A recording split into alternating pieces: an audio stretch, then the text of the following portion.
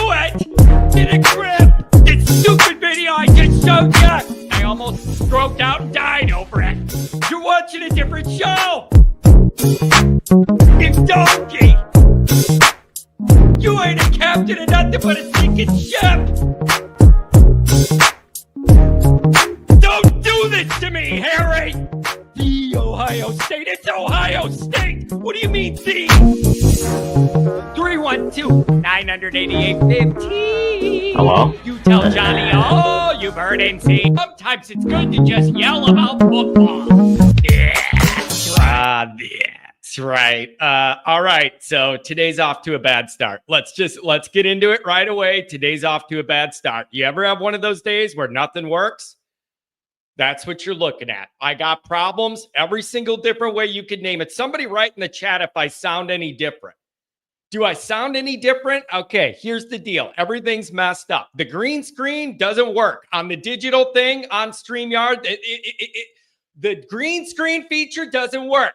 So I had to rip down the green screen. So now you're looking at the actual backdrop, the live one with no back screen, because otherwise you'd be looking at a green sheet. Then my microphone wasn't working. So I had to undo the microphone and redo the microphone. The microphone wasn't connected. Then the phone lines, something wrong with the phone lines. You can barely hear when I dial in the thing. When I dial in to set up the phone line thing, oh, it's all fuzzy and it sounds like I'm calling from 800 miles under the ground. And then on top of that, I got people in the chat going, is there a show today? I can't find the link. Where's the link? I'm doing everything the same I do every other day.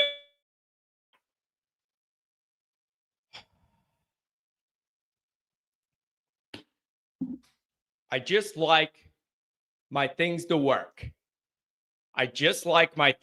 So everything's out of sync. Anyways. We're doing the best we can here, folks. So we're here. I got a bunch of callers already that want to chime in. Oh, man. This is funny. Phil, don't do that to me. I'm showing no internet problems. The one problem I haven't had yet today is my internet. It's showing that it's okay. So I don't know. Give me a break, man. Just absolutely give me a break. Are you serious with the internet? Don't mess with me, Phil. Don't mess with me. The internet's been the least of my problems lately. It's been actually hanging in there pretty tough. Give me a break. All right, we got a bunch of phone calls. I want to hear what people think. Chicago's very own Tom Frawley's done some research here with Virginia. We're going to bring him up and let him break down. I don't quite know. I don't quite know what to make of this Virginia team. I don't. There's some things on the high end, some things on the low end, a lot of mid in the middle. And I am just not sure what the true level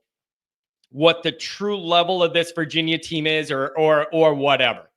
Irish Cubby says you sound fine, but look paler than normal. I think it's something to do with the lighting. I think it has something to do with the lighting going all the way back to the wall instead of just into the green screen. But I had the lighting set up for how it looked with the green screen, but now it has to go all the way back to the wall because I don't know why the green screen don't work. Every single day I log in and it's just already preset there with the green screen background I've selected, and now it's not there. It's going to bother me all day. It's going to throw me off all day. Some people are saying they like it without the green screen. Well, I don't know. It does allow me the opportunity to put dumb things in the background or do silly things. There is some of that. I could do some of that. All right, let me get into a couple of my things here real quick, and then we'll bring it to the callers. We'll see what people think. So here's where I'm going to start. I'm feeling the pressure of 3 weeks left. Notre Dame's going to pull this run off since week 2. I didn't think was really possible at the time. Okay. Or I doubted. It was always possible, but I doubted it. And sure enough, each week they keep winning. I'm feeling that pressure. I hope the team isn't, but I'm feeling it. To get so close to your goal here, you can't fall short now. So that's where I'm at. Big picture is I'm feeling the pressure. It doesn't matter if it's Virginia, who we're playing. I'm feeling that. So I'm feeling the pressure of that. 3 more and you're where you want to be. Virginia's a tough team to figure out. So we'll see what Tom thinks, and I'm going to get to all the other callers. This is beautiful. I'll go right to you early. It isn't going to take a half hour today, I promise. Okay. A couple notes, not necessary. Here's number one. Did you see Michigan is offering Brian Kelly's LSU to Underwood, the 25 quarterback commit from Michigan? Michigan's apparently offering $10.5 million paid out to this guy over 4 years to flip from Kelly and LSU and go to Michigan. So the story all over Twitter, whatever, it was $10.5 million paid out over 4 years is the offer. Here's the deal, you guys. This may surprise some of you. This actually may surprise some of you. I'm not even going to really make fun of Brian Kelly and pile on Brian Kelly for this one. That's a little extreme, bro. I'm not even going to be dunk on Brian Kelly what a loser. He's losing this quarterback. I don't know if the rumor's true that Barstool and I don't know if it's true that Portnoy's involved here with the NIL money, the way he was talking about making things happen and he has the money and whatever, and he's a Michigan guy and all that. I don't know if that's the reality here or not. $10.5 million over 4 years trying to flip this guy. Listen, it would be easy. It would be easy. I'm hearing he turned it down, and then I'm hearing that he's considering it. I saw that thing of him putting out there looking like he was sticking, and then somebody said that he deleted that. So I don't know what to make of it. So I saw both things, that him posting something saying he was staying, and then late last night, somebody on the LSU side said he deleted the thing saying he was staying, so now we don't know what's going on. Maybe I missed something, but that was out late last night. So I don't know what to make of it. And the other thing is, listen, here's the thing, man. I wouldn't want to be with Brian Kelly. I would not want to spend my college years with Brian Kelly. But if the guy doesn't want to go to Michigan and probably be behind sanctions and a bowl ban or whatever, I wouldn't want to do that either. This guy's got bad taste in schools. I wouldn't want to go to either. Jesus, that's your options, to be with Brian Kelly for your college career or in Michigan? You talking about having some bad options. About how bad of a look is it for Michigan if it's out there that you're begging and you're doing all this with this much money and you still get turned down? How bad of a look is that for Michigan? What makes you think there's going to be sanctions? Well, what do you mean? Are you serious? They got the 90-day notice of infraction, and then Michigan freaked out over it, and now they got 90 days to respond. I'm assuming it was bad. If they're not getting nailed, what are we doing? Is there no justice in the world? What do you mean? What do you mean? Before the season started, they got their notice of allegations, and I understand it was heavy and it was bad. Now they're in the window to be able to put together a response. I'm assuming they all reacted negatively because they were getting nailed. So I'm waiting for that to hit. I want a multiple-year bowl ban, reduction in scholarships. I want all those wins taken away. I'm waiting for it. Is there no justice in the damn world?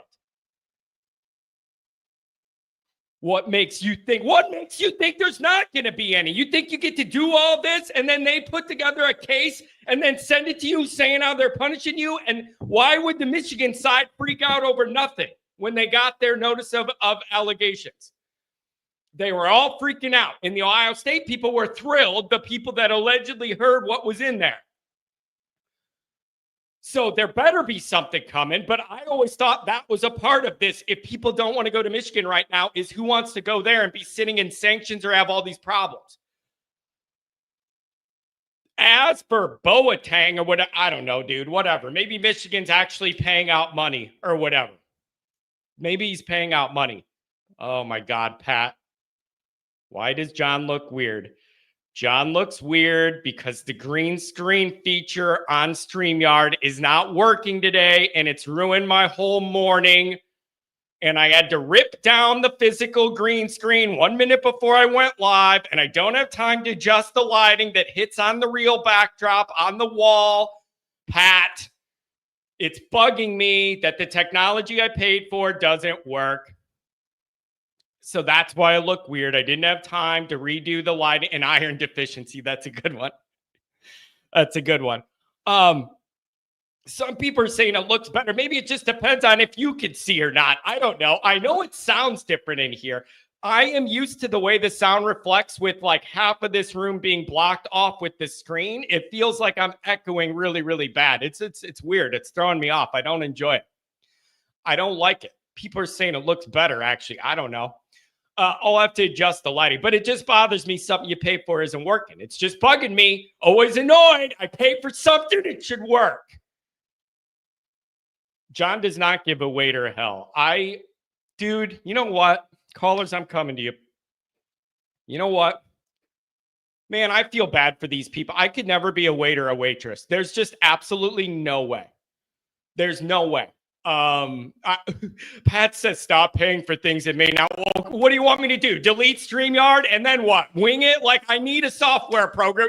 So this morning when I logged in 10 minutes before the show and it didn't work, I should just cancel my subscription and just wing it. That's not really practical, Pat. It works every other day except for today. I can't really delete everything and then just wing it on my own here with no streaming software. That's a little bold to do it at 8:45 for a 9 o'clock show.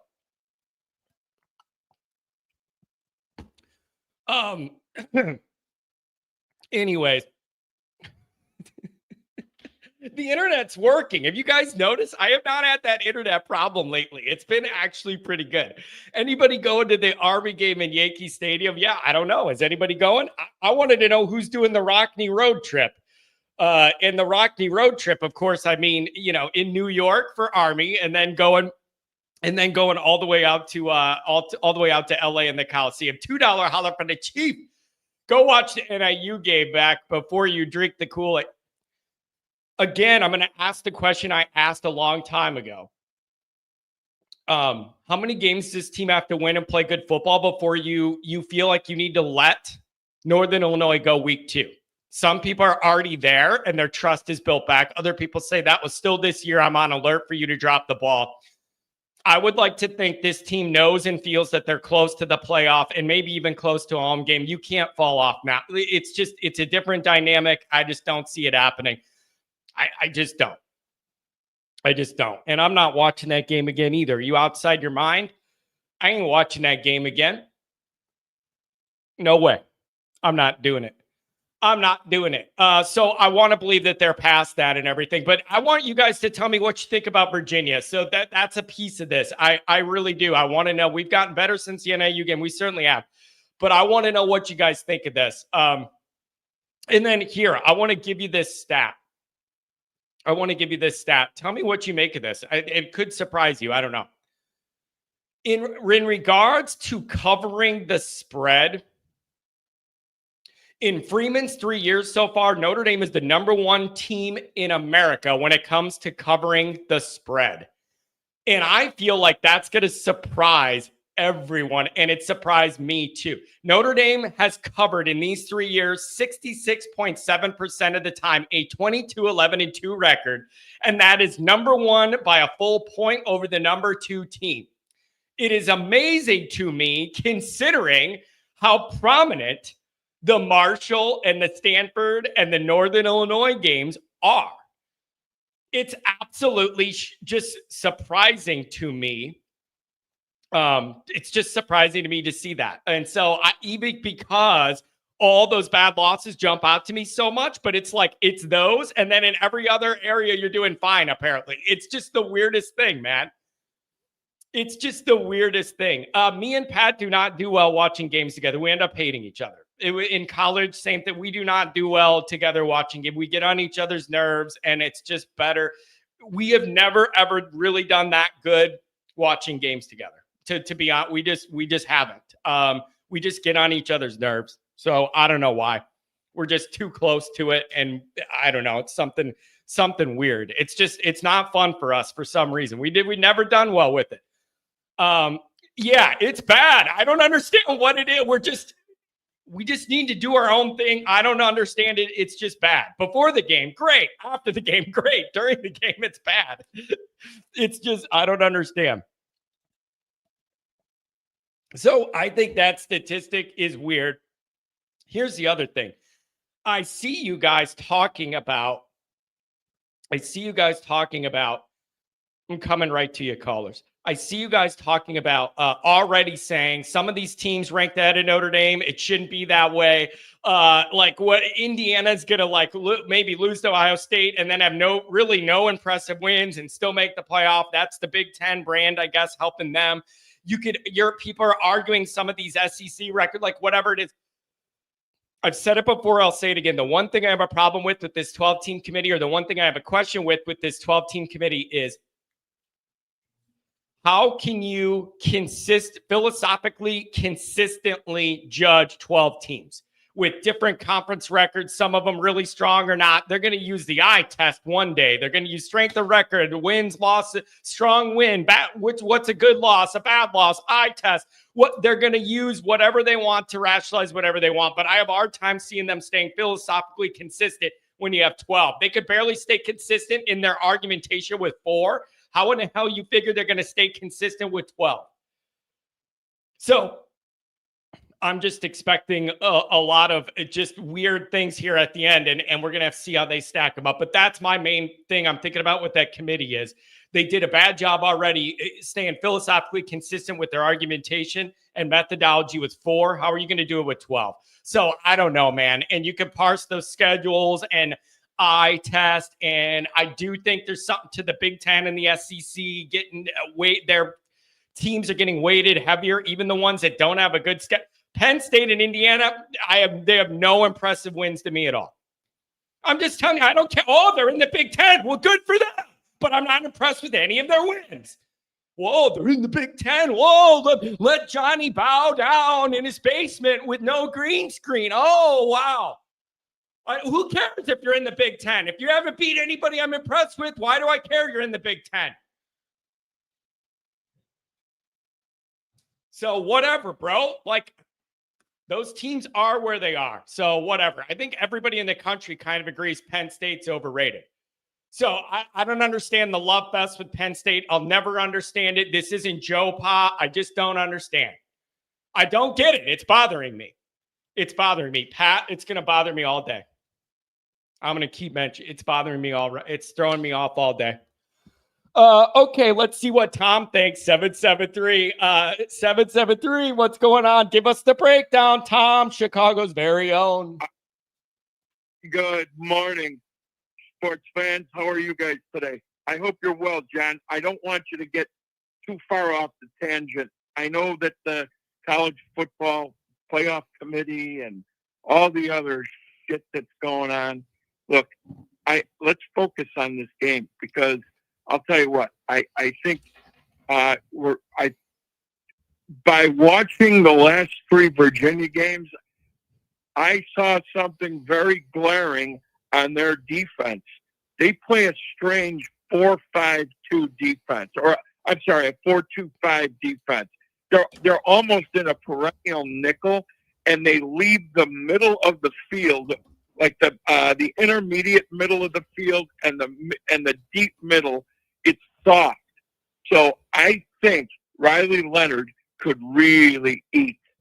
All he's got to do is get the ball to Mitchell Evans intermediately, and then pop a couple to Jaden Greathouse and Bo Collins, and I think he's got over 220 yards passing this week. Ooh. Because of their yeah.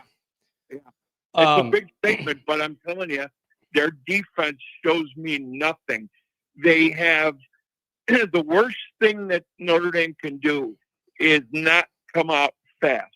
They have to go up tempo and start fast. I think Denbrock's gonna open up the playbook.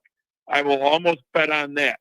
Open up the playbook, start fast, and then get them down. Because if you get into a slugfest with them, they hang around. They're a deceptively good team. But if we go athlete to athlete, Notre Dame's superior. There's no question about it. You know what I thought was interesting, Tom? I'm looking at this, and it looks like statistically, their rush defense is significantly stronger ranking-wise than their passing defense. They're allowing like almost 265 yards through the air per game.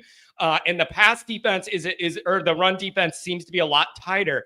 That's an interesting dynamic for us, given that Notre Dame seems a lot more comfortable trying to run the ball, but that would be the defensive strength of Virginia. So how do you think Denbrock's going to try and navigate this? Maybe thread the needle with a little of both? Or do you think the hell with it, you should be able to run the ball? If you want to run the ball at home, it's Virginia. Let's do it.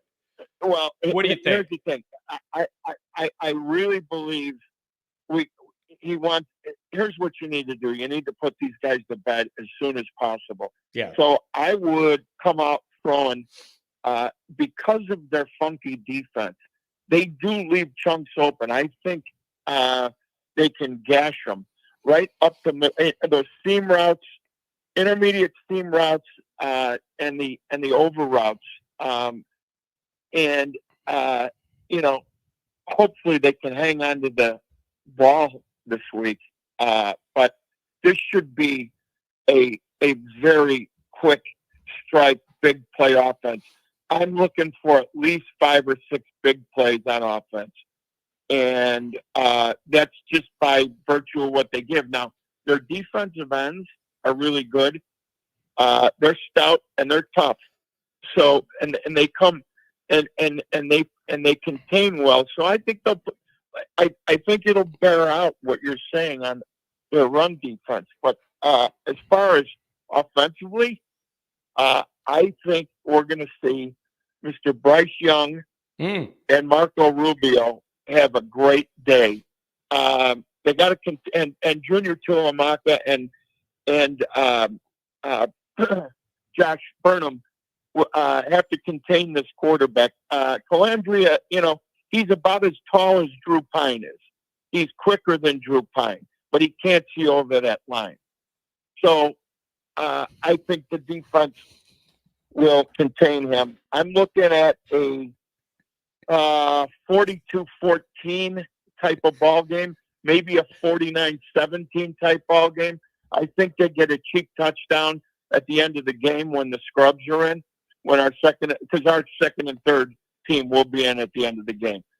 If Notre Dame can get a good quick start. Tom, I like it. Put them away on senior day. Get rid of all the distractions about senior day and another sleepy afternoon home game. Yeah. Here's why, John. Because Marcus Freeman knows that he needs style points. And he's got to cover the spread. What did 22 and a half to 23, I think is what I saw last I checked. Yes, it is. And the over's 50. So if they cover that spread, they're definitely going to, when they cover the spread, they'll go over 50 points in the game. They need the style points. And I know that Marcus Freeman knows that. So do his coordinators. So this is not going to be a sleepy Wake Forest senior day game. There's a lot on the line here. And I think it's known in that coaching staff room that the college football playoff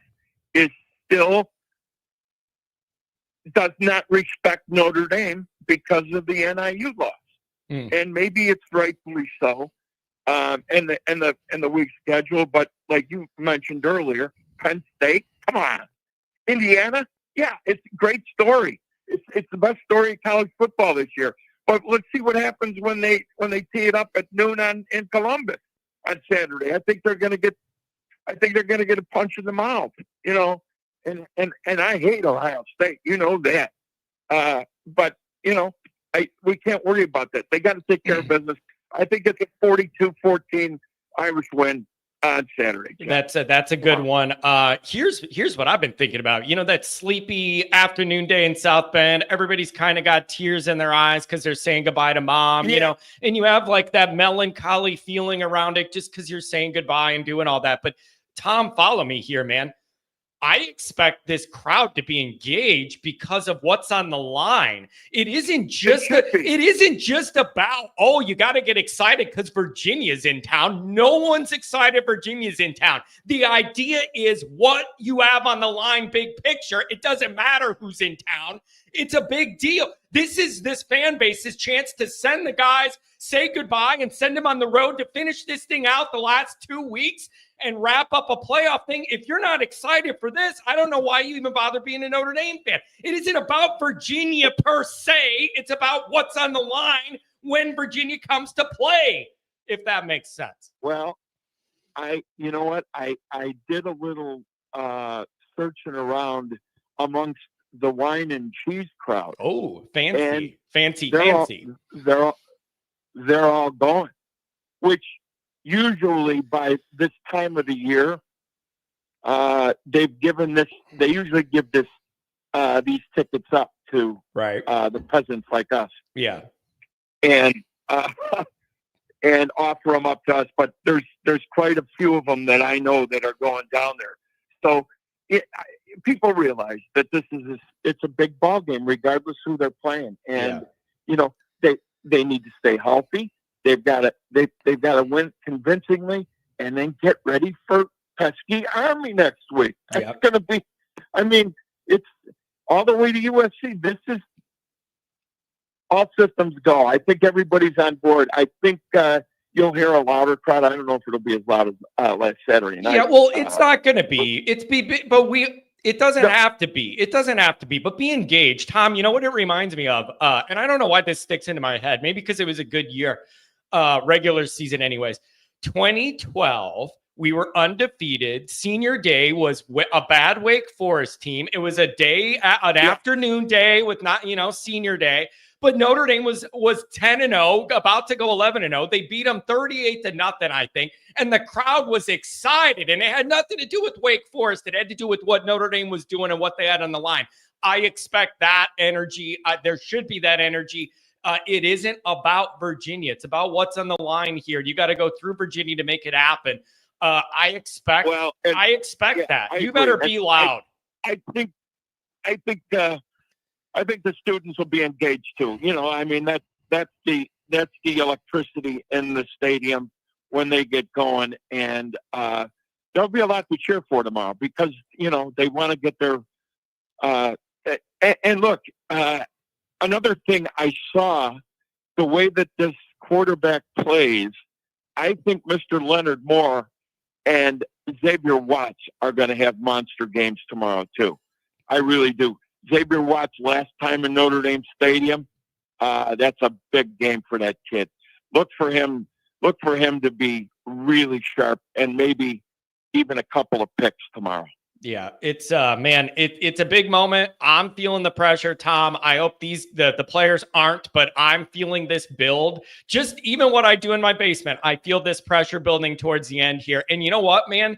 This is what you are a college football fan for, is for your team to be in the mix in November football where every game matters and you're playing for something. Like, this is what it's all about. So I hope we all soak it in and enjoy it. You're not kidding. There's a certain energy and a spark with this kind of dynamic that you should have. And you know what, Tom? This is there's going to be some downside to the 12-teamer. But this is one of the plus sides, is there's so many more fan bases that have this energy all the way through November that feel like they have a chance to reach their goals. And it just gives way more people around the country a reason to really buy in and go crazy the last month of the season instead of checking weeks off the calendar, with your 3 losses and you're done or whatever. It's great to be competing. Oh, God, is it ever. It's been a great year so far.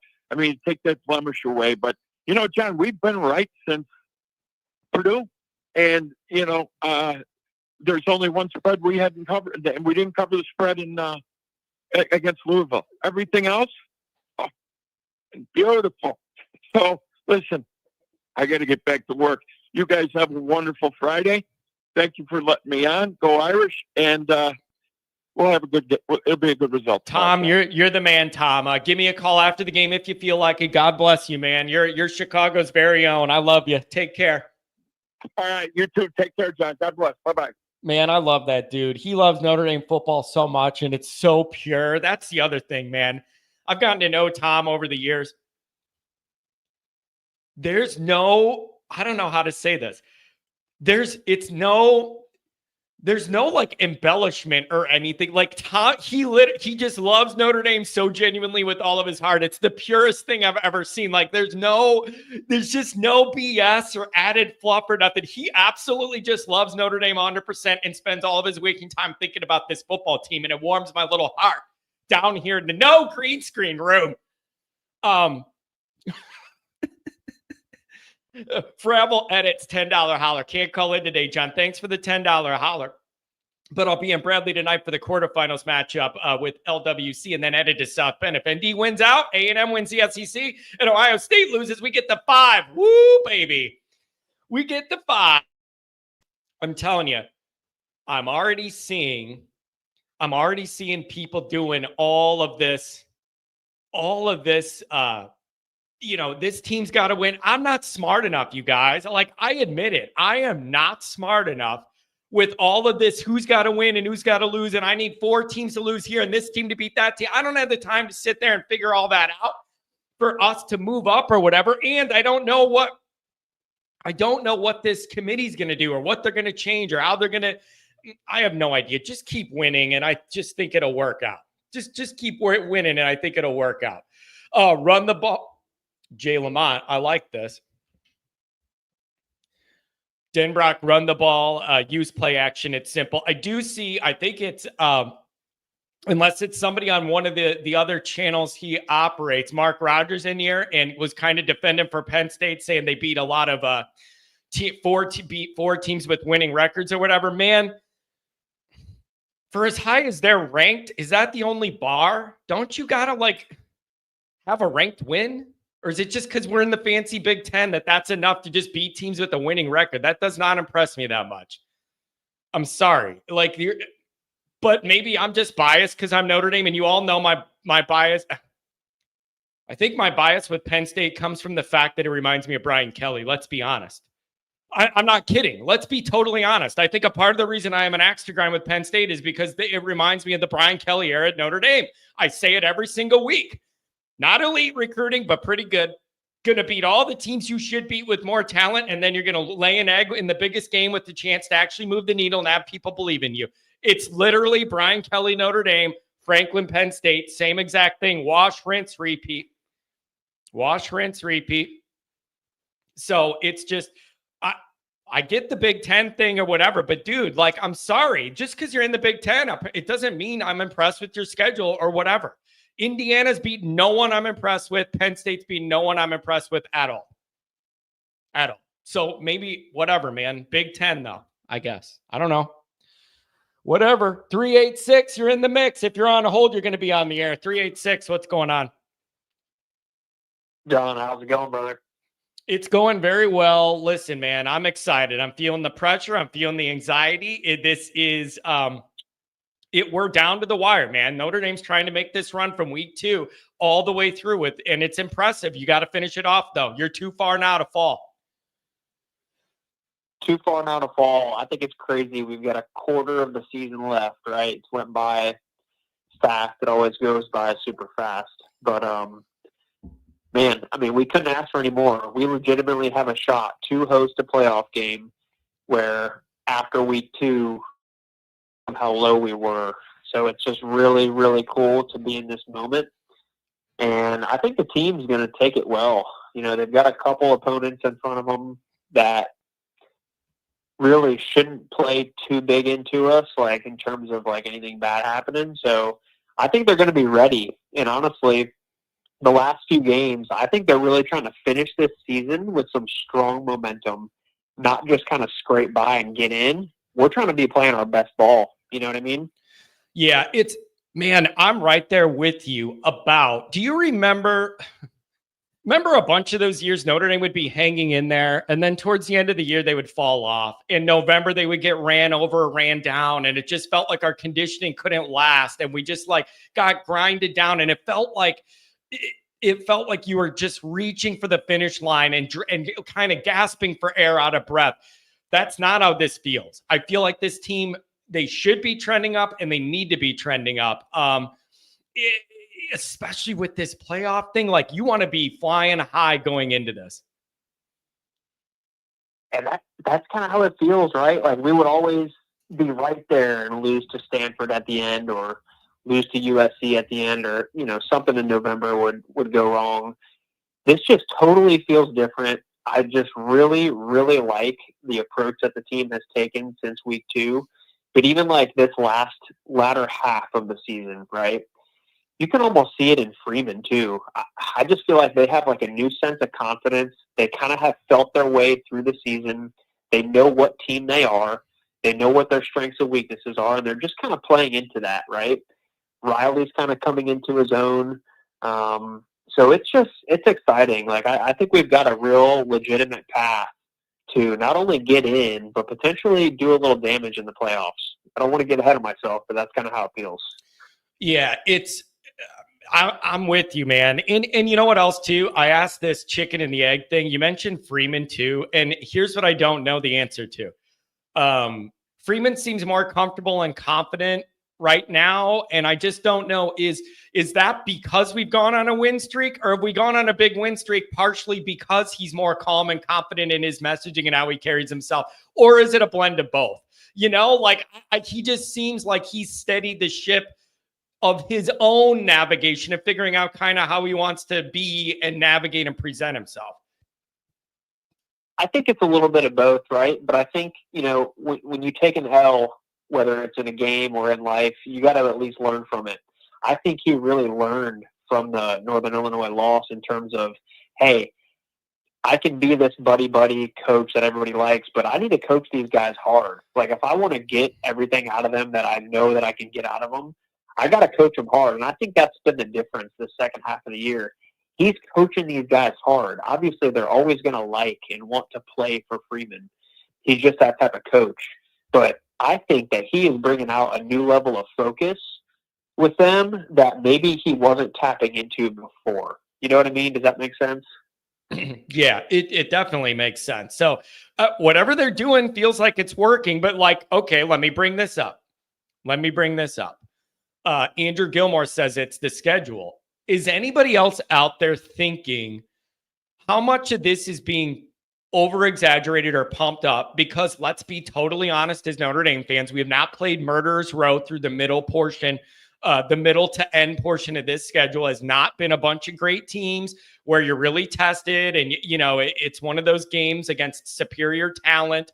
That's not what this has been. So do you have any fear that this is being overinflated because of that? Or do you just think, hey, this team's doing good no matter what, and I feel good about it? I'm open to the idea. I think it's a fair thing to ask. Definitely a fair question to ask. I mean, we haven't played the most daunting schedule, but just going into A&M in week 1, that shows me what we're capable of. Everybody forgets, but that was our week 1 as well, on the road in that type of place. I think that this team has that in them. So it's not anything that I'm like afraid of that schedule wise. And if you look at some of these first round matchups that we've had, like if we were to have to go play Tennessee or Penn State or someone of that caliber, I think I'm going to feel pretty confident. I don't know about the rest of the fan base, but I would feel confident. I really would. Yeah. Yeah, it's going to be interesting. So one thing at a time, we got to get through what we got to get through here. And there's 3 more games you can't fall off now. Hey, man, I really appreciate the call. Thanks for giving me a call. Call me on the post-game show if you want. Right on, John. Thanks, man. Have a good one, buddy. Really appreciate it. Let's bring up California Joe. What's going on, buddy? Hey, what's up, John? I feel like it's been a while. It's been a while, man. It's good to hear from you. Thank you. It's I happened to catch your show Wednesday, and of course I know that the doctor goes on there, and you guys were talking about me and getting ready to stick me with some pretty big bills, I think. Yeah. Hey, you're the one who we got long memories, man. We got long memories. What's the deal? Well, hey, I'd like to honor it, but I got to tell you, because I checked in on you last night, I gave Delta a call. on my airline tickets, and I got them from like $1,267 down to $900. But I have to. The problem is I have to go from the 19th through the 24th. So, hotel accommodations, a car, plus that, it's going to be, and then I said that I'd come down there if Dr. John can get us tickets. So, I mean, I'm willing to pay for the ticket, but he's got to be able to get them. And I don't want to be sitting alone somewhere in the other team's playoff. I want us all to sit together. Otherwise, it's not worth coming down. Yeah. There, Hey, listen, these are good problems to have. That's what I qualified this conversation as: good problems to have and good logistics to need to figure out. It's just, yeah, I'm glad we're having this discussion and have this problem. So, and the other thing though is, man, there's a little bit of this that's almost creepy to me, getting too far ahead of ourselves. Like, I know Penn State sent out an email. Penn State sent out an email to their people about getting tickets early for the playoff and all this stuff. And people on Twitter were like, man, you're asking for something bad to happen when you're doing that. But like, people kind of need to make their plans, but you have no idea if you're really going to need to make those plans. So it's just kind of a weird dynamic, man. I know that's the weird thing about these playoffs is that nothing can be made solid yet. Yeah. Like there's just, are they going to be home or away? Like I'm thinking they're getting in though. I'm loving this team. I think our defense is second to none, and I know we're going to win the first round. Just because of our defense. So Dr. John in the chat says, I may be there with the car. Not sure when the tickets are available. Virginia's the only concern right now. So we're going to try and keep it focused on what's in front of us. But you do kind of need to think about, what it could be. Andrew Gilmore says, I think Notre Dame's ceiling is the 9 seed, and I think that's fair. It just looks to me like if they went out and certain things happen, you could navigate a little higher than that, Andrew. I don't know how much higher, but I think you could get into the 8s. All you need to get that home game down to 8. So I don't know. Yeah, well, if Texas A&M beats Texas, that's a big thing for Notre Dame. And then, we just have to win, and we've been winning convincingly. So I don't think they can look away from that to these other teams that are struggling in the SEC, Yeah. Like Georgia's got a big game coming up with Tennessee, and, one of those teams are going to be, I think if Notre Dame can win out, they're going to whoever wins is going to be behind Notre Dame. Like Georgia's already behind them. And if Tennessee loses, then Georgia wins. Georgia, I don't think will have enough with 2 losses to jump Notre Dame with 1 loss. Yeah, and dude, that's one of the big questions I have is, what would it take for this committee to say, you know what, we value a 2-loss SEC team over what Notre Dame's done with their bad loss and only 1? I wonder if there is a tipping point, or if they're just going to honor 2 losses as more than 1, whatever, and do it that way. I just kind of wonder what that looks like, down the road. I don't know. Well, I think to me, there's too much parity in the SEC. They're not what they were. I think the only standout right now is Oregon, and really, they haven't played many people. They won by 3 over Boise State, and they won by 3 over Ohio State. So that's their claim to fame, and yet everyone's putting them above, like quite distant from everybody else. So yeah, I don't know if that's necessarily true, and I don't know if Ohio State's I think our defense is better than theirs, for sure. And I think it's going to show out on this game with Virginia, because I think my money's on 2 scores by the defense. I'm saying Osbury's going to take one back. Yeah, and I think Adon Schuler's going to take one back. Man, I like to hear it. I do. I like to hear it. And I don't know, man, I'm feeling the pressure. I admit I'm feeling the pressure, and I'm just glad it doesn't matter what I'm feeling, but I do feel it ramping up here at the end. And you know what else is really interesting to me is these 3 games are so uniquely different from one another we have left. The Virginia game, right, and then the Army thing has its own feel, and then they're good this year, and it's in New York or whatever. And then we all know what the USC thing's going to be like going out there with the playoff on the line. So it is a race to the finish. you called it exactly, because that's not easy. I mean, you're going to have to go to Yankee Stadium. Yep. And then the next week, 3,000 miles the other side of the country. Yep. To Southern Cal. Well, and so, you know what else? Way to... You know what else I'm on the alert for is this could be good or bad. USC had the bye week and they changed quarterbacks and they flipped to the more mobile guy with the Samoan last name. That I don't know what that's going to do. If they come out in the final part of this season and commit more to the run game and include that quarterback running and do things, that offense could light up in a way that it hasn't all year.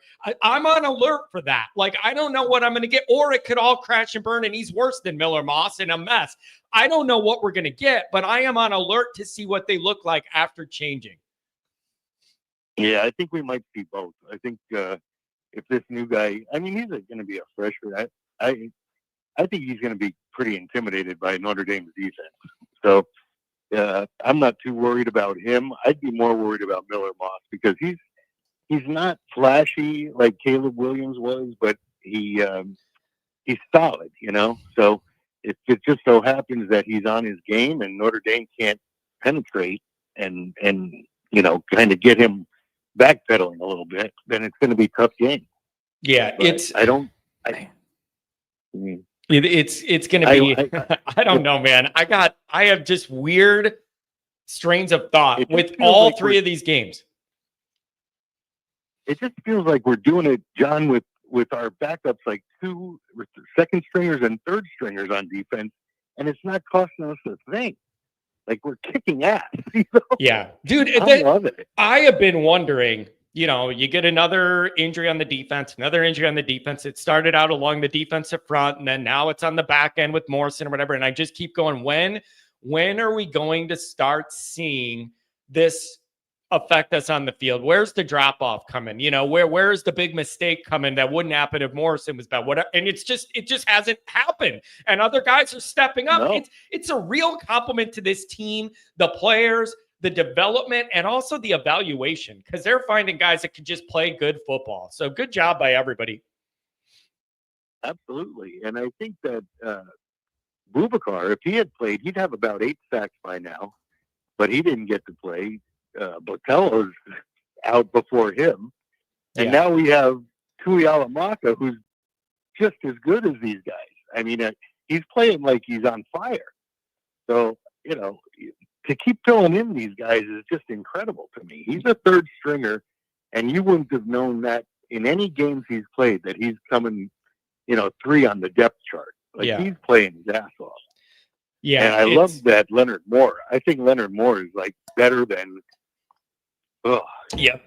Todd Light. And oh man. And you know what else too? I was reading on Twitter, people were bringing up old tweets from when Leonard Moore committed, and the tweets from the Notre Dame people were like, his film is terrible. No big school wants him. He is slow. He's slow in space. Like, why is Notre Dame offering this kid? So Notre Dame keeps identifying these guys that really end up being really good players. So good job by whatever they're doing. It seems to be working. Oh my God. As a freshman, I just can't believe what he's doing. He's a shutdown cornerback.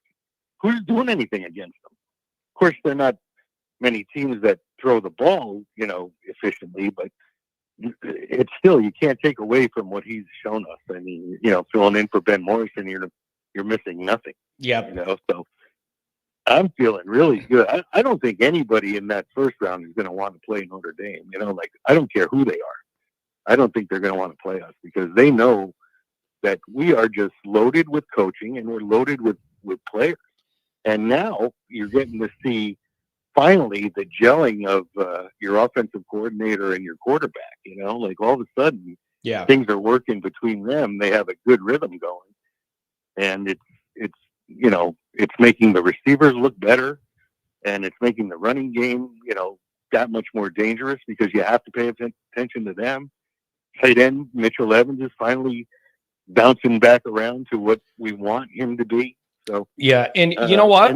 What a good weapon. That could be a big weapon, getting Evans back. Those tight ends have not really been a key part of the passing game that has been kind of like a struggle all year. If he could get back and be a weapon again. They've been blocking. Yeah, but if he could be a passing weapon again, it really could open up Notre Dame's offense, and they need some help on the passing side of things. If he could be a target again regularly, I love it. All right, John, I got to get going because All right. I've got this call coming up. But I want to say thank you for taking my call so quickly. And I'm going to email you to try and get some information about Dr. John's email or cell phone. Perfect. Got You you. can kind of get a little more settled. Yep. Beautiful. Send me an email or whatever, and we'll all connect it up. Thanks a lot, man. Good luck with your call. Hope you're alive. Thanks, John. Yep. See you. Thank you, sir. Yep. Bye-bye. I like that dude. He's California cool. He's California calm. That guy. He balances me out because he just stays calm. It's just California cool, baby. John, was that another road Rockne died trying to pay for Notre Dame, flying to LA? He was flying to LA. He was flying to Hollywood, trying to get discuss a movie made about Notre Dame. Always ever the promoter. The most interesting thing to me about the Rockne plane crash is all of the rumors about it and the Chicago mob. And there's all sorts of, go Google it. There are rumors and about what happened there, and that maybe the plane was sabotaged and Rockne was not the one they expected to be in it, but at the last minute, there was a change. And rather than it being a Notre Dame priest, it ended up being Rockne on that flight. I'm just telling you, look up the story. It's very, very interesting with that priest and the Chicago mob and everything going on. And that was the big time for the outfit and everything in Chicago. And Rockne wasn't the one that they thought was going to be on that plane. It's a really, really interesting conspiracy theory about what happened there. But man, that thing was rickety. Bruce, I'm coming to you. John, it's all about Thanksgiving weekend at USC. Throw out the records. USC has lost all one-score games. The game's going to mean so much. Here's the thing, man. Here's the thing. I believe, correct me if I'm wrong, I believe USC has been winning in the fourth quarter in every game they've lost. So they got a bunch of losses and it's piled up. I'm not dreaming that I read that stat that they were winning in every single game they've lost in the fourth quarter. That should be an alarm to you, I think, that they're playing good enough football to be in these games and winning. They're not giving up. They're not getting blown out. It's really, really interesting. However, let's just blow the whistle right now. It's very, very risky to be talking about that before we get into through the Virginia game. Here's the other thing too. I totally understand, Bruce. I'm coming to you. I promise. Listen, I understand Notre Dame's schedule is not that tough this year. It just hasn't turned out that way.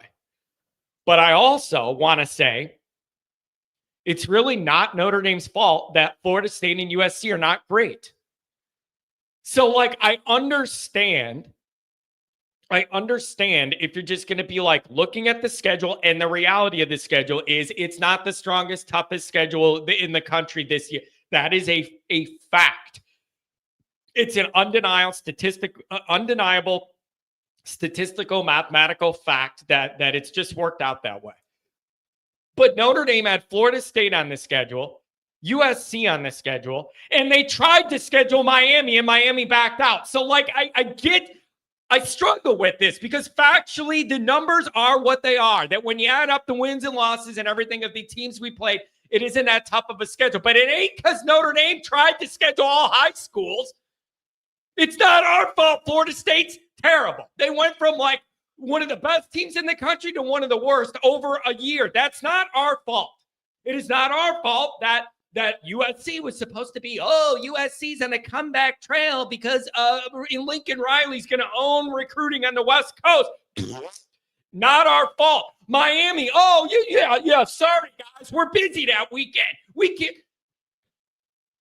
The Miami thing bothers me. I don't know, you guys. We're busy that weekend. We can't come play you at your place or whatever. But how about you're all looking at hosting A&M? How about you come play us before that next year? So, listen, I get it. And again, you cannot deny the fact of it. But the theory behind it is kind of what I'm getting at. It isn't out of cowardice that the schedule ended up. That's what I'm saying. It isn't because of Notre Dame cowardice that it ended up this way. It's because of circumstances beyond Notre Dame's control. The Miami thing was a weird thing. And Florida State and USC sucking. Or, I mean, I'm not going to say USC sucks, and they're a decent team, but like, you know what I mean. You know what I mean. 646. We're going to Bruce. Yeah, it's true. No Cam, that's going to change a lot. He is the only reason they haven't lost multiple games. So I don't know. Bruce. John, what's going on, brother? How are you? Thank you for holding, man. I'm sorry.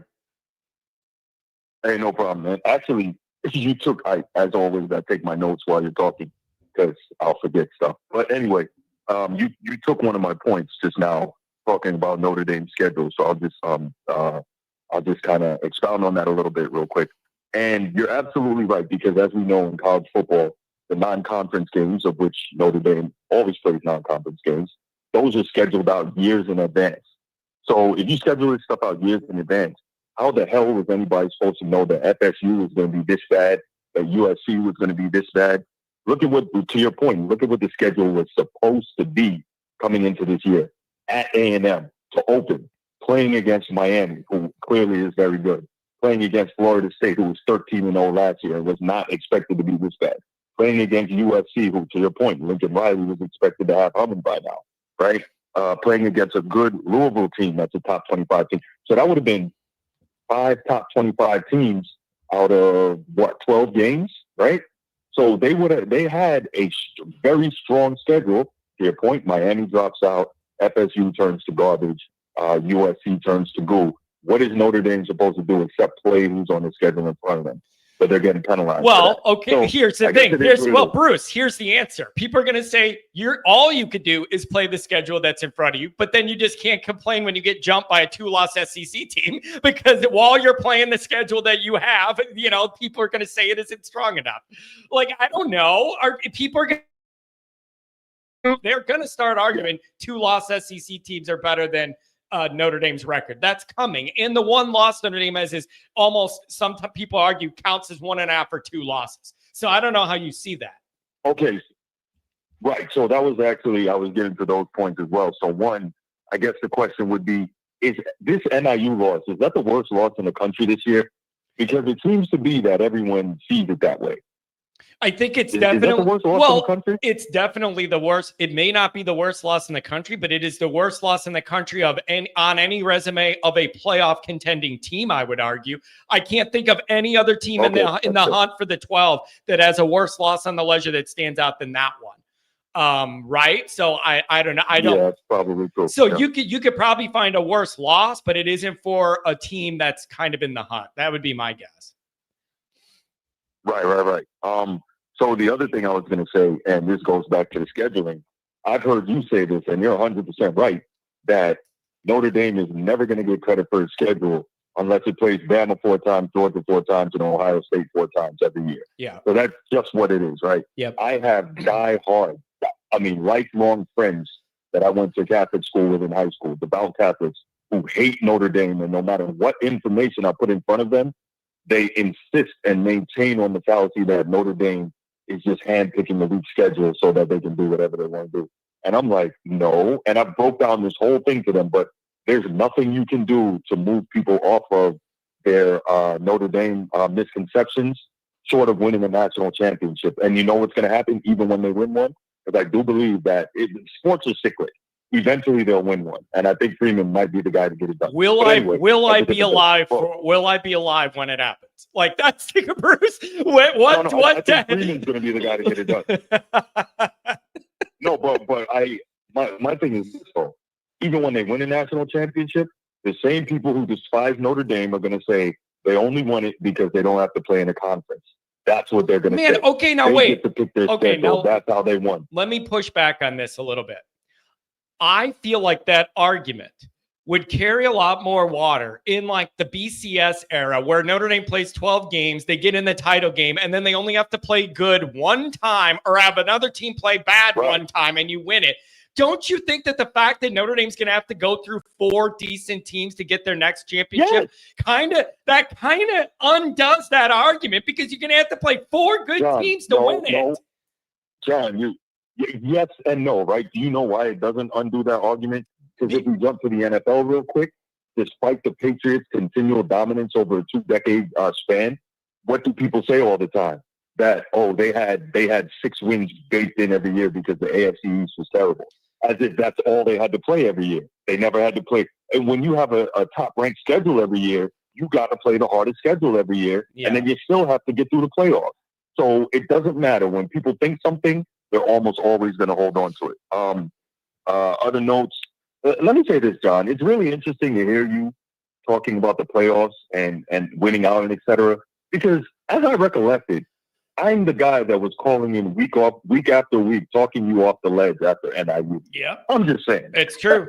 I'm kind of petty, so I got to remind people of that. No, you were. And you were going, just calm down, 1 week at a time. We're playing better football one week at a time. Yeah. And you've been on that message. I admit, Bruce, that Northern Illinois thing took a lot out of me, and I struggled with it. And I was really down on this team after that. Like, I wanted them to do well, but it did crush my confidence for a while, because you just can't have it. It really did crush my confidence for a while. I'm not going to lie. I'm not going to act like it didn't. No, I totally get it. And you're right. You can't have a loss like that. But I allowed myself that Saturday night to be sick about it. Then Sunday morning, it's like, okay, back to work. Yeah, I can't do that. I can't do that. Still a lot of season left. Let's go. I wish I could move on that quick, but I struggle with it. It was a different kind of pain than the Ohio State pain from last year, though. Like, there's different kinds of Notre Dame pain, and that Ohio State one was a totally different kind.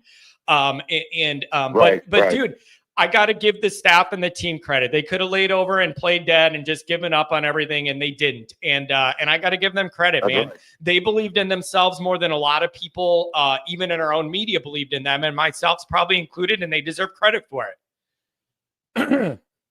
No, you're absolutely right. And, just to touch on it real quick, granted, you're right, it wasn't a murderer's row schedule, but since Northern Illinois, listen to these final scores: 66-7, 28-3, 31-24, 49-7, 31-13, 51-14, 52-3. Like, Notre Dame is putting the beats on people. But they're like, okay, terrible loss. We're going to show them what kind of team we are. So far, they've handled business. Again, 3 more, 1 game at a time, 1 week at a time. And then we think about the other stuff. Now I got it. Let me ask you this, though. And yes, sir. This is something I think about, like, late at night when I'm laying there. I think about it. Andrew Gilmore's kind of hinted at it. I want to know, is there any part of you that's going, I love the way Notre Dame's playing. They're kicking the crap out of the average or mediocre bad teams we're playing. I went over the stat a million times. In October, no team had a better point differential on the plus side than Notre Dame, number 1 in the whole country as far as their winning margin for the whole month of October. Nobody was even close. Do you have any fear that this is artificially being inflated because we're not playing great teams through the middle part of this schedule, and we're all valuing and feeling ourselves a little too much? And the next time you play a really good team, it could be like, oh crap, I'm just throwing that out there. Or do you believe that what you've seen can play right through that, and a good defense is a good defense and it wouldn't matter? Like, how do you think of that? I agree with you. I am concerned that when the step up in competition comes, these games will be a lot closer. You know what it looks like? I think I can make this analogy. It's Indiana beating the crap out of everybody. Then they played against a really good defense in Michigan, and the game suddenly got a lot closer. That is what I see, because Notre Dame has been scoring a lot of points on defense, right? And the defense is so great. They've been getting great field position against these bad teams, and they've been able to run it and physically manhandle them. But now, when you're playing against teams that match up better, your A&Ms, for instance, right? We didn't blow out A&M. We went down there and we won a tough one. So Notre Dame has shown they're capable of winning tough games against physically athletic teams and good teams, well-coached teams, but it's not going to be like this. So, yes, I am concerned. One of the things, I think I probably texted it to you at some point, Riley Leonard looks great. Riley Leonard looks fast. He's throwing the ball better. When he gets out in the run game, he's dangerous. But what happens if we got to play a Penn State, a Tennessee, an Alabama, one of these type of teams that have elite speed on defense? I guarantee you Riley Leonard is going to look a lot slower. That's just how these things go, right? And so I totally agree with you on that. Notre Dame has the ability, depending on the matchup, to win a first round game. But we'll see what happens after that. Because, I've been looking at different matchups and whatnot. But the only other thing I'm going to say is, well, I got two. I listened to your thing earlier about the college football playoff committee not being philosophically consistent. That's never going to happen. Steve and I were talking about that last night. Shout out, Steve, if you're listening. That's never going to happen because they will not be held accountable, which is why they do all this stuff in secret, and they will not release any standardized criteria. Yep. And they still have to be beholden to their masters in the SEC and now the Big Ten. And so they cannot allow for any standardized criteria to be fair and level the playing field. They can't. They just can't. So we'll never truly know why they make these decisions. Because to your point, if you listen to the playoff show every week, right, you will hear, what's his name, Bert Manuel, whatever the guy's name is. He will come out. And it's the same thing even with the 14. You'll hear him come out and they'll say this week, well, Team A beat Team B by 10 points and blah, blah, blah, right? He'll give this breakdown about why they chose the way they chose. The next week, he'll give a breakdown about why they chose the way they chose, and it will directly fly in the face of the criteria he stood in front of the cameras and gave the previous week. Yeah. And they don't care about that. They just don't. So that's very frustrating to me, and it'll never happen. And I think the last thing I had, one more. So College Football Playoff Committee will always choose a 2-loss SEC team over 1-loss Notre Dame. You better get that dream out of your head. They always will. That's interesting. Okay, so wait. So that means that you think the positioning we're in now is temporary with the two big big brand name SEC teams with 2 losses behind Notre Dame. You think that is not an indication of the larger scale philosophical thinking, but is a temporary move, and then they will jump us? Is that right? That's exactly with Georgia and Alabama specifically. No, that's what's going to happen. Whether it's Tennessee, and I'm rooting for Tennessee against Georgia because if Georgia has 3 losses and they get in, I may give up on college football. Right. Yeah, that would be a way that'd be a way to push them out. Right. We don't want to see Georgia in the playoff. Right. We don't want, no matter what, we don't want to see them in there. Kirby Smart will have them guys rocking and rolling and ready to go. So we don't want them there. Right. Alabama, Kalen DeBoer's first year, they could slip up. So if they get in, that's okay. But Bruce, isn't it interesting how we're like, oh man, the team we don't want to see is one of the teams with multiple losses? Isn't that like it's playing with my mind that like the team you might be most scared of is one with multiple losses, but it doesn't stop you from recognizing the talent and the history they have. It's just interesting to me. Exactly. They're really, really good. They're tremendous on defense. They're extremely well coached. I don't want to see a team that good on defense because our offense can't match up. Right. It's going to be the same thing that we're going to run into where our defense is elite and can hang in there for 2-3 quarters, and then they blow it open in the final quarter because our offense can't give the defense enough help. Oh, that's what we're going to Bruce, see. We have to play against you're Georgia. getting a little pushback. It says the caller says that there is SEC bias, but he also doesn't want to play them. So make up your mind, caller. What do you respond to that, Bruce? 2 things can be true. Yeah. 2 things can be true. Everything in life has a yin and a yang. There's 2 sides to a coin. There's heads and tails. I understand how good Georgia is. That does not negate the fact that there is a clear and present SEC bias in college football. And I'm going to get off the call, John, but I've got to respond to this.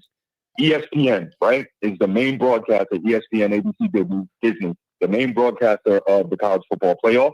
ESPN also owns the SEC network. We have seen for years and years how ESPN bends over backwards in all of their football coverage to prop up the SEC. We know this. That does not negate how fast, strong, and athletic Georgia football is. 2 things can be true. Yeah, I think that's a good response. Good response. Bruce, where can people find you at the Format Podcast? Absolutely. You can find me on X at Bruce F.A. Hope, at Bruce F.A. Hope. You can catch me on Instagram at The Format Podcast. And of course, as John said, you can catch me on YouTube, The Format Podcast. Check me out. We talk college football, we talk boxing, we talk basketball, we talk NFL. It's a sports show. So check me out. Bruce, thanks for the time, John. Bruce, wait, one more thing on the way out. What's gonna happen in that fight? Is Mike Tyson gonna beat this kid up, or what's the deal here? What do we think's gonna happen? I'm not a big fight guy. What's gonna happen there? I don't know what to expect. So I actually did a live on this last night, and I think Tyson wins, but there is a path for Jake Paul. Mike Tyson is 59 years old. Jake Paul's 27. The path is Jake Paul for the first 3 rounds has to get on his bicycle. He has to be moving constantly around the ring, jab, move, 1-2, move. He's got to avoid infighting with Mike Tyson, who's one of the best infighters ever. He's got to avoid. He has to employ some technique that I broke down on the show. But easiest thing I would say is he's got to be on his bicycle, stick and move, and let Father Time take away Mike Tyson's legs throughout the duration of an 8-round fight. That's what I think. Interesting. I'm telling you what, Bruce, you got the voice of a boxing announcer. My word, if I've ever heard one. Oh, baby, I think you missed your calling. I love it, Bruce. Hey, thanks a lot, buddy. Hey, thank you for taking my call, John. I appreciate you, man. Have a great day. Have a good one.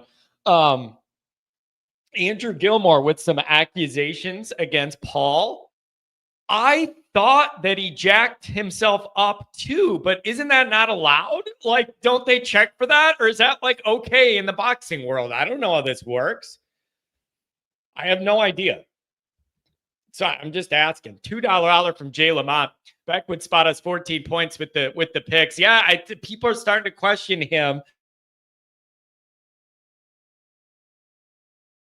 49559 coming up. 618. Good morning. What's going on? Hey, what's up, man? Not much. I'm just getting ready for the weekend. What do you think? Hey, listen to me. I disagree with the last call about Notre Dame, a 2-loss SEC team getting in over Notre Dame. Let's look at the past, man.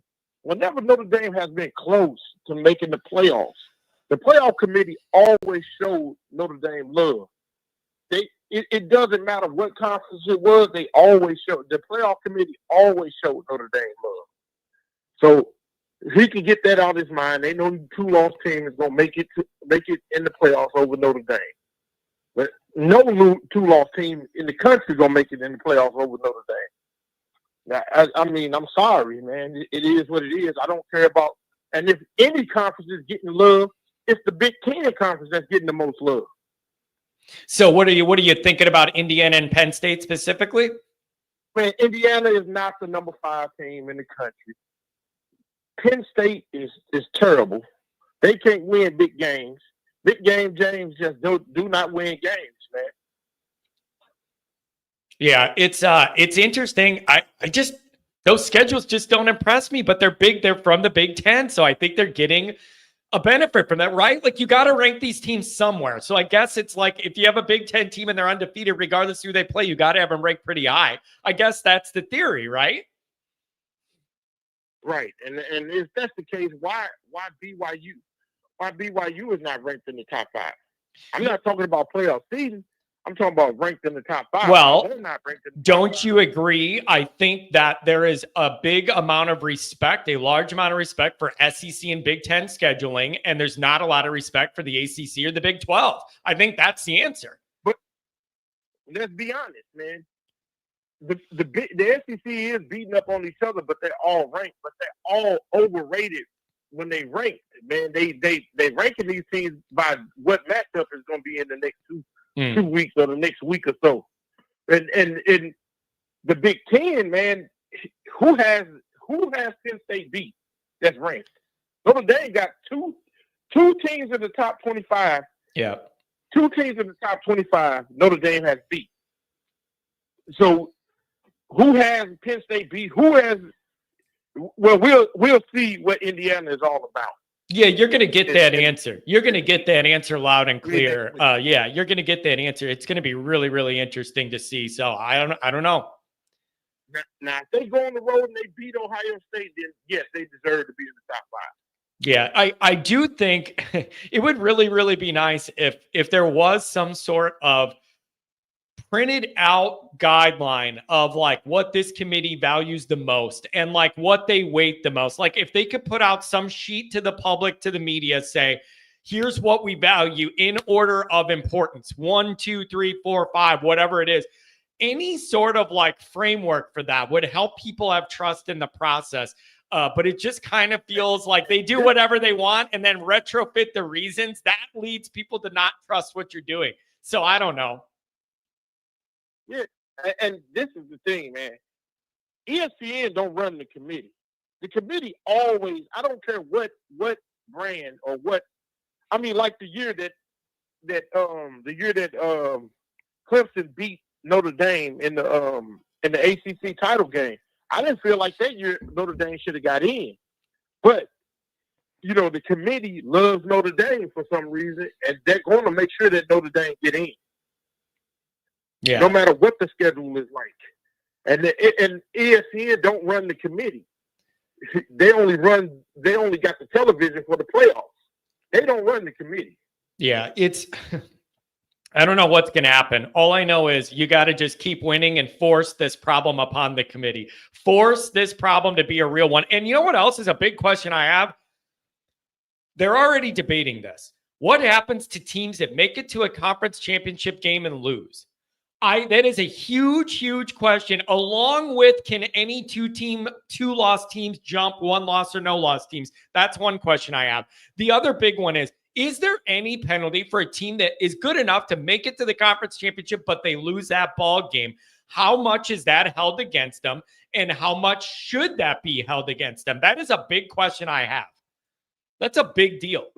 That's a big deal. One thing we do know, A&M or Texas is going to make the play. Is going to make the SEC championship game, if not both of them teams. You know, I root every week because I want to see total chaos. That we get a bunch of 3-loss SEC teams, not 2-loss. Yeah, 3-loss. yeah, and then let's see what they do with that. Yeah. Then you will see what the committee is really about. Is it SEC bias? But everybody keeps saying SEC bias. I don't see the SEC bias because the SEC. The better team means like Alabama and Ole Miss and Georgia is at the bottom of the 12. Yeah, but it's like, dude, what do you do if you had like really tough, good SEC teams that we all respect and they all beat each other up for 3 losses? What do you do? Like legitimately really good teams and they all happen to, in a theoretical world, and they all play each other and they all beat each other, but we all think all of them are good, but they end up with 3 losses. What do you do then? I don't know what you do. And man. with that round robin and not the divisions anymore, I don't think that's that far-fetched in certain years if things went a certain way. I'm just saying. I don't know. Yeah. I still think you should have divisions. In the Big 10 and the Big 12. I mean, and the SEC.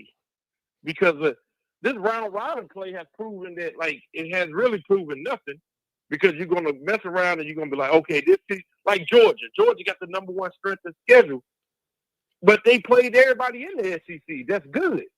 Yeah. You know, you got teams that's missing teams like Ole Miss only got, really only got Georgia and LSU. Alabama only got Georgia, Tennessee, and LSU. You know, I don't know what they're going to do, man. Do you start looking at the Big 12 conference? Do you start looking at the ACC conference and say, hey, the top 2 teams out of there, if it's a bunch of 3-loss ACC teams, SEC teams, do you go to the lower Power 4 conference like the ACC and the Big 12 and say, hey, the top 2 teams, they get into the playoffs? Yeah, there's a lot to figure out here, and this committee's going to have a lot to navigate through. Maybe things will settle themselves, and maybe it'll end up being pretty obvious who needs to be where depending on what happens. But I'm ready for some chaos, and all I know is I need Notre Dame to just keep winning and be in the middle of it. What else you got, man? What do you think about Virginia? You have any anxiety about this, or do you think Notre Dame's on cruise control and they're going to handle this? No. Yeah. Nah, they're going to handle this pretty well, man. I'm thinking about 45-3. Okay. I was going to ask, I think that spread's 22.5, 23. Do you think they're going to cover? But you answer that team. So you think that you think that against these mid-level kind of teams, they're on cruise control and they're not going to have a letdown then? Yeah, I think they wind up having success. I mean, look, Notre Dame win. If they keep winning, they get in. And as long as you got 2-loss SEC teams, man, I think Notre Dame get a home game, and I think they get it. You know, they wind up being like they wind up getting like 6 or 7. I don't think they get to 5. I think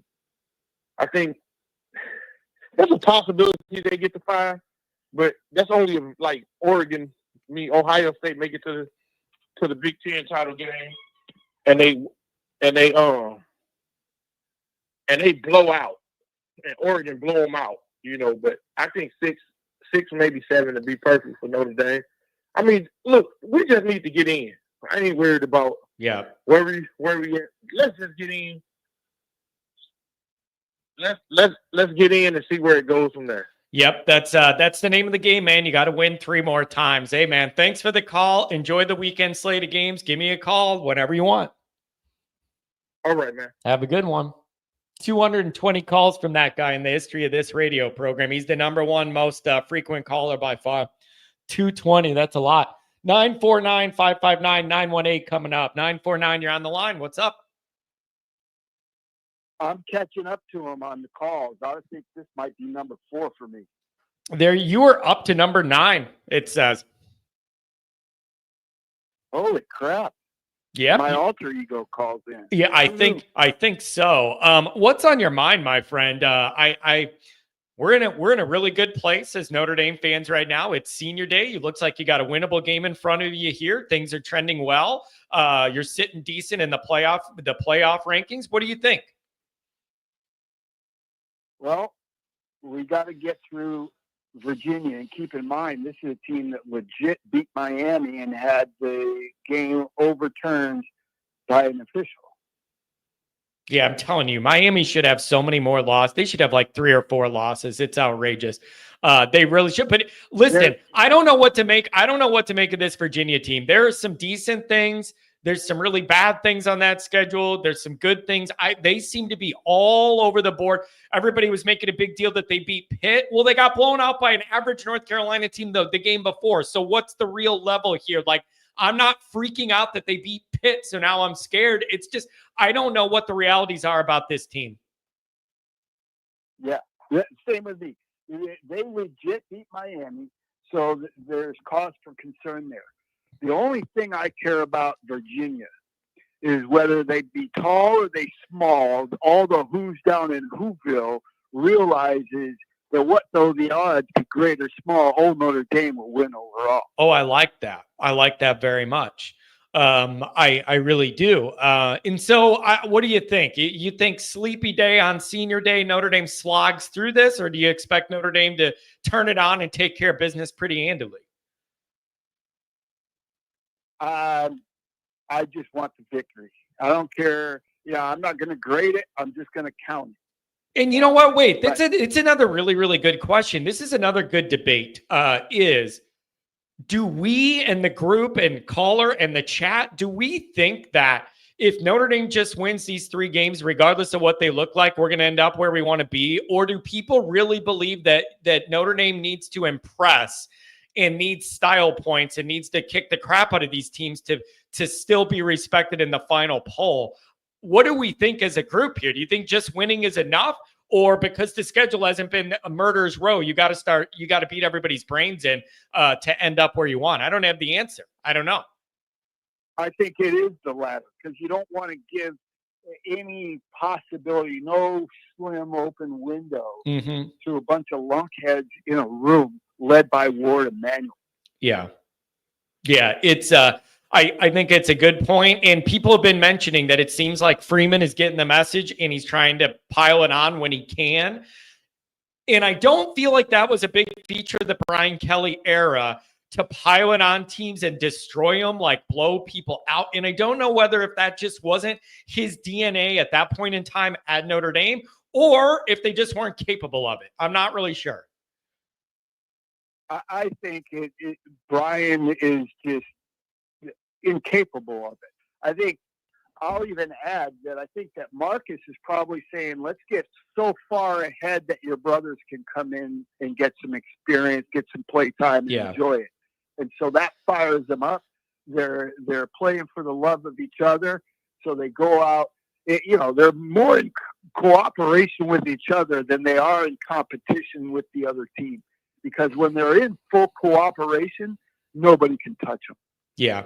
It's man, it's been a joy seeing this team come together after week 2, man. Week by week, they just keep getting it done, overcoming the injuries, coming together as a team. And again, I realize they're not playing the best opponents, But the best thing you could do if you're in that position is beat the crap out of the teams you are playing, and they're doing that. That's what good teams do, is beat the crap out of bad teams, and that's what we're doing. So I'm ready for us to play somebody really good and challenge us again. I want to see what that looks like. Yeah, and I would love to see us at a 6 or 7 at the end. I think you're right in your article when you said they're probably going to slot us at 8 or 9, just to prove their own, or 7, 8, or 9, just to prove their own point. You had mentioned earlier, I didn't catch it because I was just late getting up and about ticket availability for the first round, and I am going to jump ahead because I am confident enough to want to know what that stated. No idea. I have no idea. It came up because Dr. John and Joe from California said a long, long time ago, if we make the playoff, he wants to be there. He wants to be there for it with us. And so now that it's becoming more of a reality, we were trying to hold him to that and start trying to kind of get our ducks in a line. And what I mentioned is Penn State sent out an email to their season ticket holders and everybody in that email list about what they would do for those playoff tickets. And people were saying, man, that's you're asking for something bad to happen when you're getting that far ahead of yourself before it's a done deal. But you also kind of have to start making some of these tentative plans, and so it's just kind of a weird dynamic. And if you believe in bad juju, there could be some there. I don't know. Okay, I appreciate the information. And I will say this. It is true about Penn State asking for it, but it's not true about Notre Dame. I'm full confident about Notre Dame this year. This is a very good, hungry, nasty team. I like that. That likes to punch players in the mouth. And next year is going to be even better, but why wait? Yeah, hey, I like that. I like the way this team has come together. They've really done, I make fun of the next man up thing, saying next man up isn't the first man in for a reason. I got to give Notre Dame credit, man. They have made it look like there isn't a big drop off with all these injuries. Good job. I've never seen this in a team with this many injuries to look this strong at this point. I don't think you can name a team in my sports history that has had that kind of success with that kind of depletion. Yeah, they're doing a really good job there. And so yeah, I'm a big fan of what they're doing, and you just got to keep winning. You're so close now, you can't fall off. That is literally my main focus is it's just you've come this far and you're this close to the light at the end of the tunnel of this success. You got to finish it off. You just have to. Yeah. And I say that says a lot to this coaching staff for what they've done as a team to get these boys ready. And then also recruiting.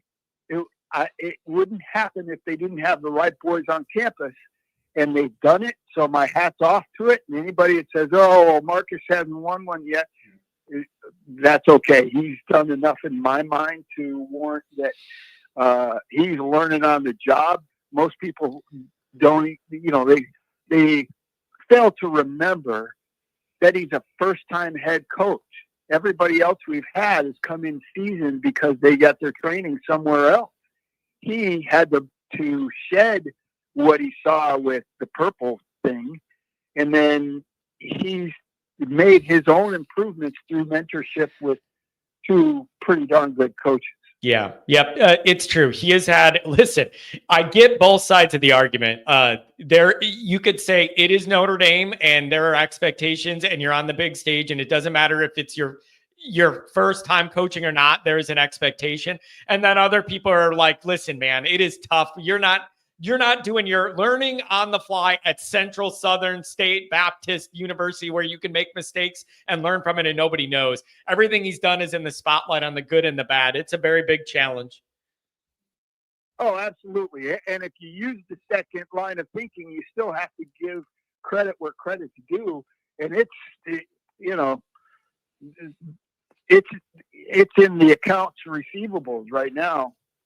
Yeah, they're doing a good job there. The next thing to talk about is going to be when or if Freeman gets an extension. So that's going to be, that's something that probably behind the scenes or whatever. And so I don't know if that's coming or when that's coming, but it's kind of the next thing on the radar. Anything else, my friend? Thanks for the call.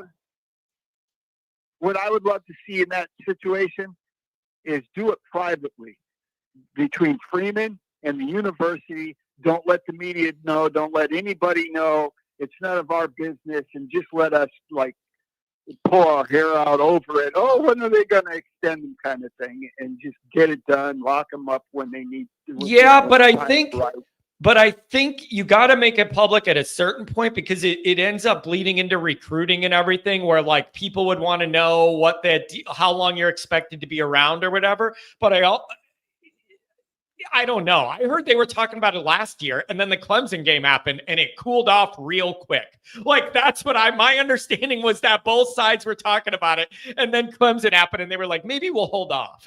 So I don't know what the reality is. Yeah. I don't know. That's a valid point. I'll end with saying, go Irish, beat the Who's. Oh, back to Whoville. I love it. Bring it back to Whoville. Have a good one, buddy. Thanks a lot for the call. Thank you. That's an interesting guy, man. He does have an alter ego. Sometimes he gets wild on me. Ronald, you were on a roll, man. And I don't know, is that just the bit?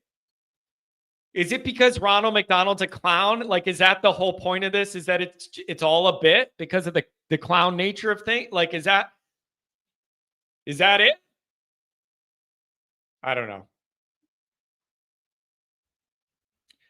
Andrew says, is Joe Rudolph the coach of the year? The offensive line is going to be a strength by the end of the year. It is. Listen, I just wrote an article about this. I don't know if it published yet, but the Notre Dame offensive line was nominated for the Joe Moore Award, which goes to the best offensive line in the country. Make no mistake about it. I do not believe they're going to win that award. But what I am going to say is the fact that they're even getting nominated for the Joe Moore Award with the nightmare situation that this line has been in, it's really, really impressive. And so that goes for the coaching, that goes for these players, that goes for everybody adjusting on the fly.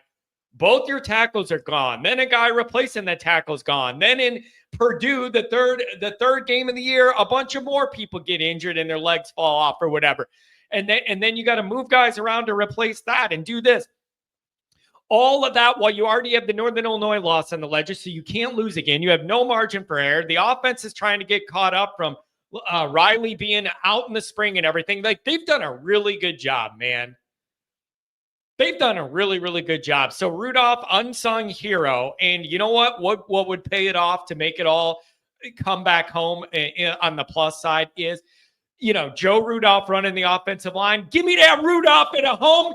Give me this Rudolph. Rudolph the red-nosed reindeer getting the offensive line to play good. I want Rudolph flying around Notre Dame Stadium. Give me that home playoff game.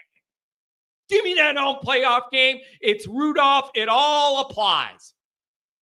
I want to get Bavacqua flying around with Rudolph or something. Give me something. I want this home playoff game, damn it. I want this home playoff game. Ronald's telling me not to sing. What if I can't even sing Mike McDonald? I thought people liked it when I did my Michael McDonald. I keep forgetting Kelly turns purple. I keep forgetting. Anyways, Rocco Spindler, comeback player of the year. 559, you're on the line. What's up, John? How's it going? What's going on, buddy? Man, so you're not this caller, but the guy Bruce, where he says that we don't want to see Georgia. Man, I want to see all of Georgia. I want to see all of SEC at Notre Dame Stadium. Ooh. And we need to stop thinking that we can't play certain people because we are Notre Dame. And the moment that we start changing our mindset that we shouldn't play this, we should play that, we're not going to get no damn respect. If you want that respect, and I keep on saying, put some respect behind Notre Dame, you need to start thinking that we can play anybody, anytime, any day, any place, anywhere, right? Because we are Notre Dame. So stop with that mentality and let's start thinking, bring it. Wherever the hell you think you are, whoever SEC team you think you are, whatever team comes to Notre Dame's way, let's just pound them in the mouth, let's run that ball down their throat, and let's throw it, because Riley is our X factor. Start believing it. And so the moment you start believing that, you can stop that nonsense about we should have played this on this team, we should have played that team on that team. No, we play anybody any play. Dude, I love it. And the fact that you started out so calm, it was awesome too. You started out really calm, and then I thought you were like in a calm mood today. And then it all just flared up inside you, man. Are you getting ready? We got 3 games left. Let's win them. Look, my whole thing is where I'm frustrated is that we have that loser mentality as a fan base.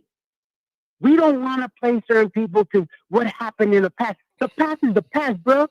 We don't live by the past. We live by the future, and we got our coach. And I've been saying it from the moment that I called your show. We need to sign Marcus Freeman for a long extension contract. I sign him now. We cannot let him leave, all right? Because he has brought something back to us fans that we haven't seen in decades. And it's that belief that we finally have a coach that loves Notre Dame and values Notre Dame and believes in Notre Dame. And that was hard to find. We went through 7 different coaches to find the guy that we want. Now, things are not going to be perfect. I get it. But you know what? This is the best option that we had in a very, very long time. Yeah, and we don't know what success looks like because we've never had it until now. It does. Listen, it does feel like Marcus Freeman is beginning to find his comfort zone at Notre Dame. Does it not? He does seem like he's carrying himself more calmly and confidently, and like he kind of has a better grip of how he wants to present himself and run this team. He just seems like he's coming into his own, and it's got to have something. That's got to help why this is all moving in the right direction. He does seem like he's in a better place. All we have to worry about is like this, John. Let's just worry about staying healthy. Let's get our guys healthier.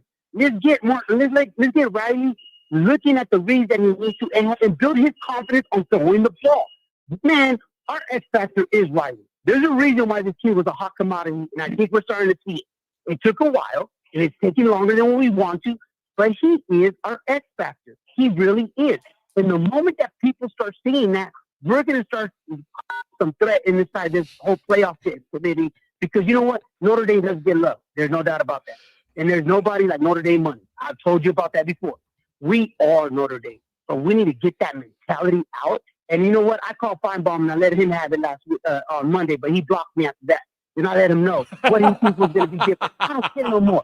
You know what, Feinbaum? I'm glad you blocked me because I told you. You know what? You thought that Kyler was going to go over there and change LSU, and all of a sudden you're all kumbaya and having a cup of tea with him because he's your buddy now. But when he was at Notre Dame, you criticized him. You know what? Keep criticizing him all you want because we got Marcus Freeman. And we need to show that love to Marcus Freeman. We need to stand by Marcus Freeman, and we need to start believing in our football team because we are Notre Dame. And if y'all don't know it, recognize it now. We are Notre Dame.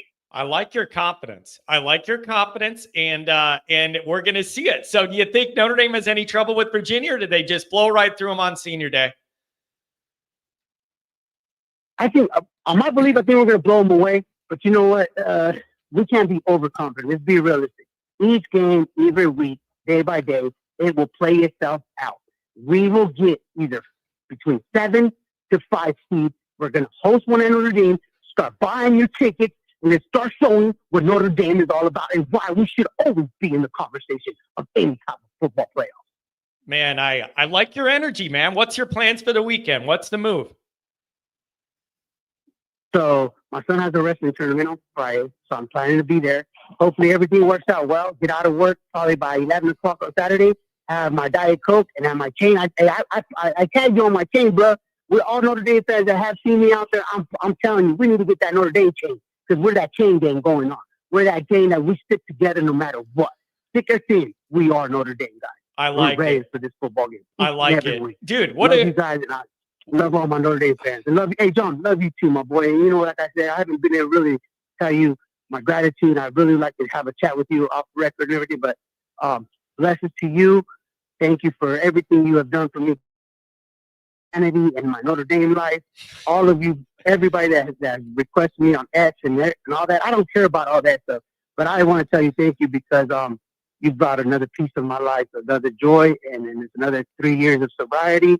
And it's hard work, man. But man, you brought a lot of things to me, my friend. Hey, I really do appreciate that. Thank you very much, my friend. I'm glad you found the show, and I love your energy. I know it's coming from a genuine place and a love for Notre Dame, and that's what this community is all about. Thanks a lot, buddy. Enjoy the weekend. You too, my friend. Have Later. a good one. Man, what a nice guy. Like, I don't know what to say. I never know. He's another one. You never know what you're going to get. You never know what you're going to get. People want to be talking to Coach O. But hey, Coach O would make a good Santa Claus. If you really think about it, Coach O would make a good Santa Claus. Can we get him to come back for a home game in South Bend? And we can have a Santa Claus come and sit on my lap, little boy. What do you want Santa Claus to bring you? Do you want a new Red Ryder rifle? What do you want? A new sled? Happy Christmas. Merry Christmas to you.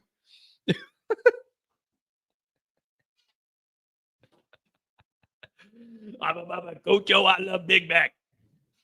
Give me 3 of them Big Mac with a large fried and large Diet Coke. You got to watch my figure. Ronald McDonald says, John, this is the best part of the show. I'm pretty sure I should be offended by that, but I don't know. I'm telling you, Ronald, you're a piece of work, buddy. Does anybody else do what I do where you just like, you want to picture what the guy behind the Ronald McDonald account looks like?